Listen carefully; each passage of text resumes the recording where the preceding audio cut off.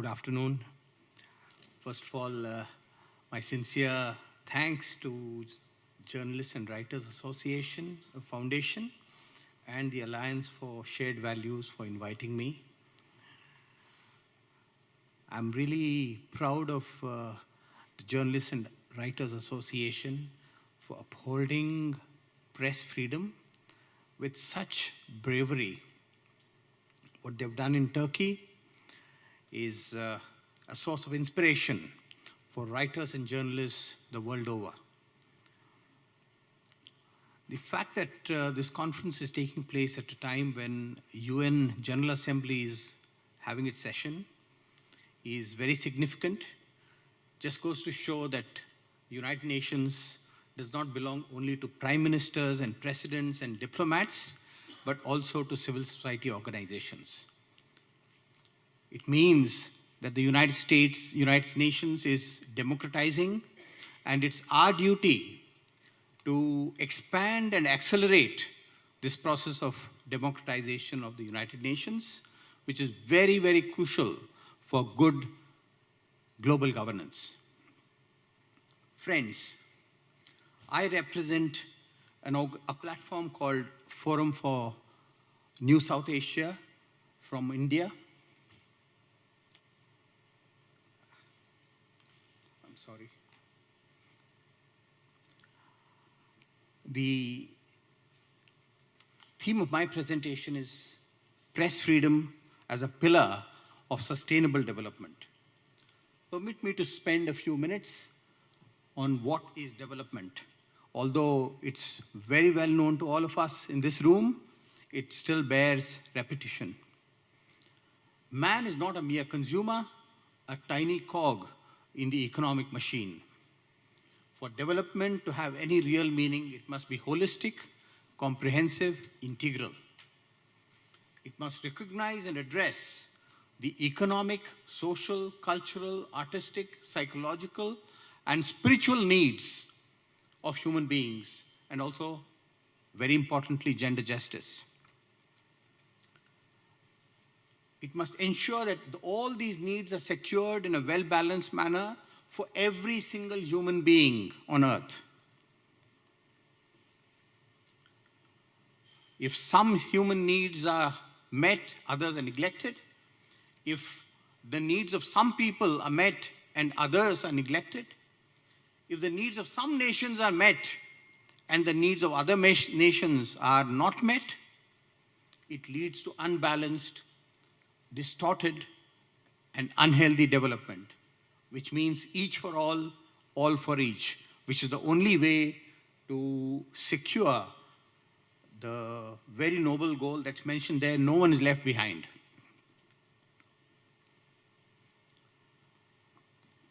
Sustainable development also requires a reorientation of the man-nature harmony.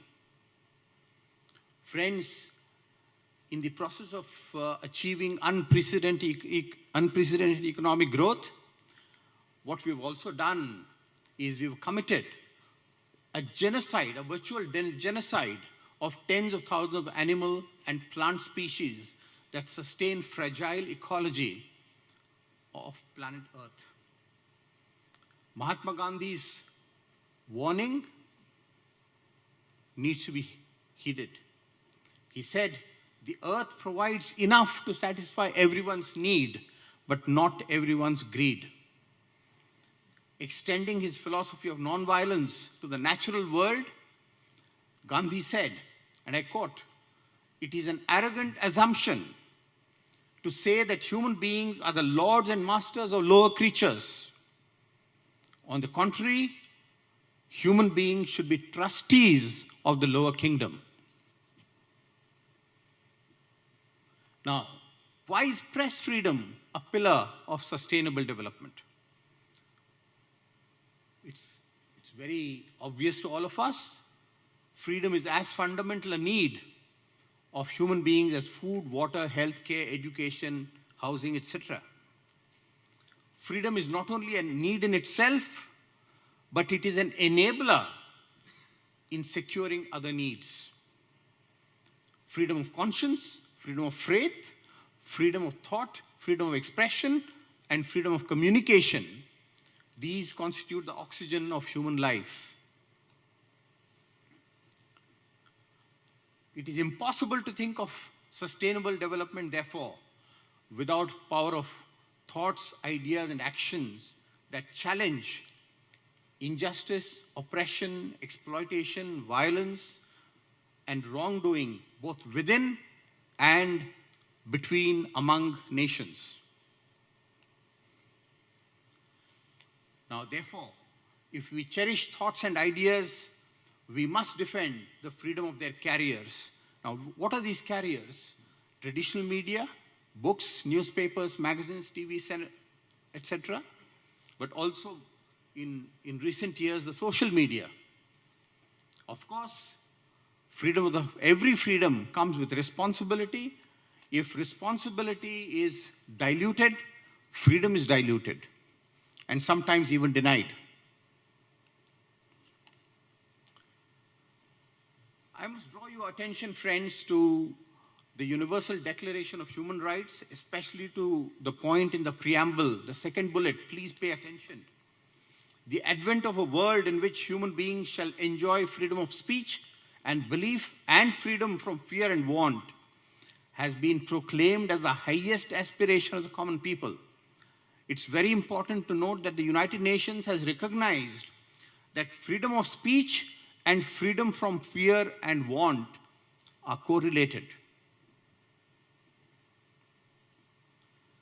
You know, I come from India, and the ancient language of India, Sanskrit, we have a saying, Vade Vade Jayate Tattva Bodha, which means that truth emerges and knowledge grows only through a debate and discourse between different viewpoints. It's said thousands of years ago, but very true even today, and perhaps truer even today. The greatest champion of peace and sustainable development of modern times, Mahatma Gandhi, he said, freedom of the press is a precious privilege that no country can forgo. And I would like to mention here that Mahatma Gandhi himself was a migrant. He migrated to South Africa, from which so many delegates have come here. He lived in South Africa for 20 years. He started his first newspapers in South Africa, and he defended press freedom both in South Africa and subsequently in British India. This is our first Prime Minister, Jawaharlal Nehru. Press freedom is integral to the Indian Constitution. He said, I would rather have a completely free press with all the dangers involved in the wrong use of that freedom than a suppressed or a regulated press. And his favorite quote, which he often used to say, was from Voltaire, I may not agree with what you say, but I shall defend to death your right to say it. Friends, I am very proud that I come from a country that upholds press freedom in its constitution itself. However, as our co-panelist, Mr. Robert Mahoney, he mentioned to me that in recent years, press freedom has come under increasing attack, even in India, which is a matter of grave concern for democracy. Now, I mentioned to you that I represent a platform,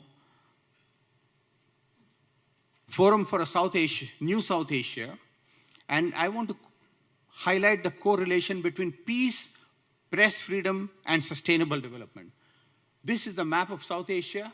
South Asia's combined population is the highest in the world, more than 1.7 billion people living in a single civilizational region.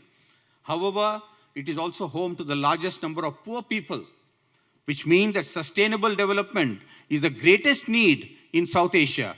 That is countries like India, Pakistan, Bangladesh, Afghanistan, Myanmar, Sri Lanka. Without peace and cooperation, South Asia cannot achieve the United Nations Sustainable Development Goals by 2030. For many years, I have been active in the campaign to promote peace, mutual trust, friendship and cooperation between India and Pakistan, and also India and China. Perhaps many of you know that our region is witnessing a very alarming phenomenon of costly arms race between India and Pakistan, India and China too. And this is hampering sustainable development in South Asia. Now, I want to give you a personal example of what it takes to defend freedom of expression.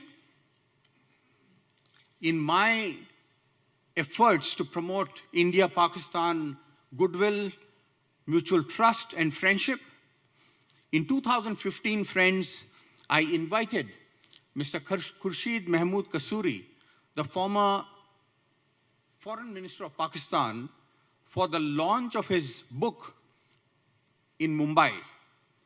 The title of the book is Neither a Hawk Nor a Dove, and it makes a very strong case for India-Pakistan reconciliation.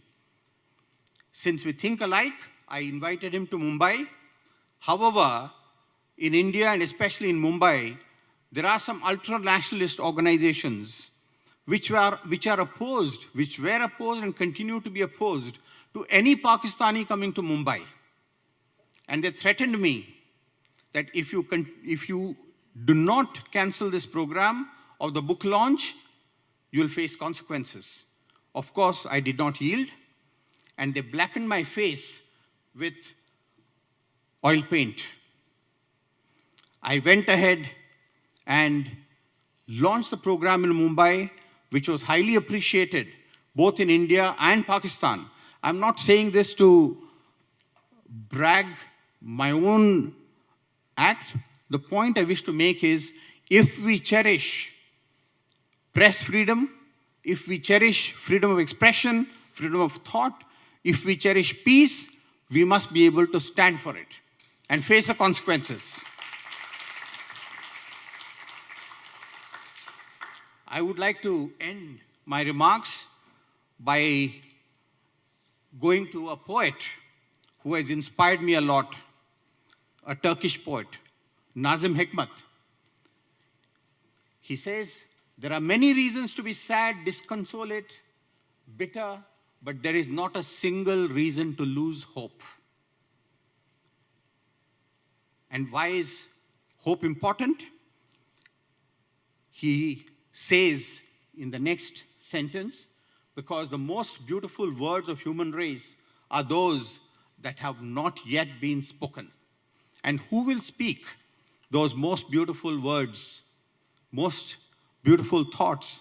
It is only freedom-loving writers, freedom-loving journalists, whose cause this great foundation, the Journalists and Writers Foundation, is championing.